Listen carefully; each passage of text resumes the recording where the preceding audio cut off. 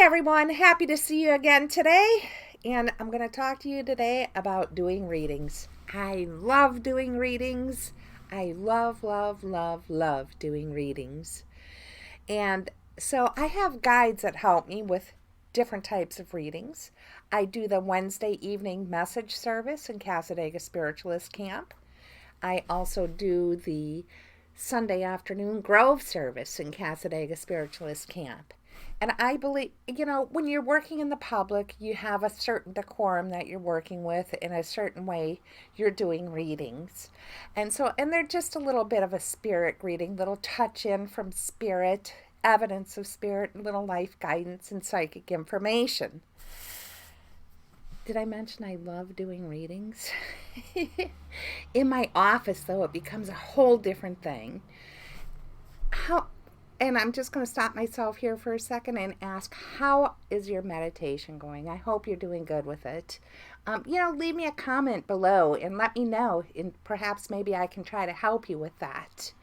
But, as you meditate and as you grow spiritually and grow your gifts, your vibration changes. And yes, sometimes guides come in and there are different guides now for you. And so also your gifts change and they grow. One of my new things, I guess it's really not such a new thing anymore, but about a year ago, I'm going to guess, it all started when I was doing readings. What I like to say my clairsentience, which is clear feeling, comes out in the physical. So I'm going to give you an example. Yesterday, I was doing a reading with this woman, and I brought her son through. And she said, oh, well, he committed suicide.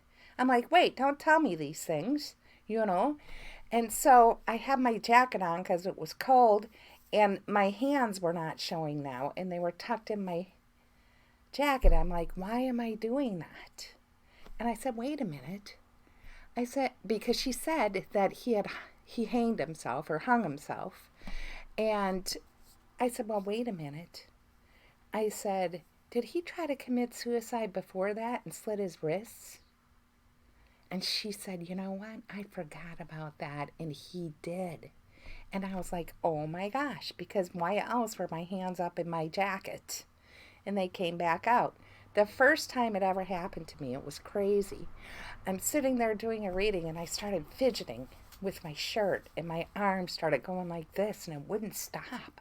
I'm like, what is that? I mean, the lady across from me was getting a little annoyed. She finally realized she had taken her father to a Sunday afternoon service or a Sunday service, and she had to push him in. She had to push him in a wheelchair because he wasn't doing well. And so she got him seated, took the wheelchair in the back, and he started having an episode.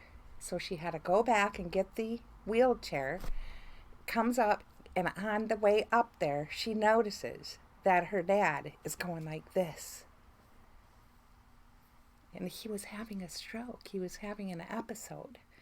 And so, she got him and took him to the doctor and whatnot. But this was the proof, the evidence that came through to let her know that, yeah, her father is around her.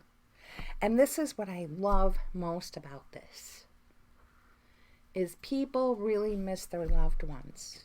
And when they come and get a reading, they can find out that they are still okay on the higher side of life. I love doing phone readings too. They're the best. And it's really just connecting with a vibration. And I'm going to give you a quick example.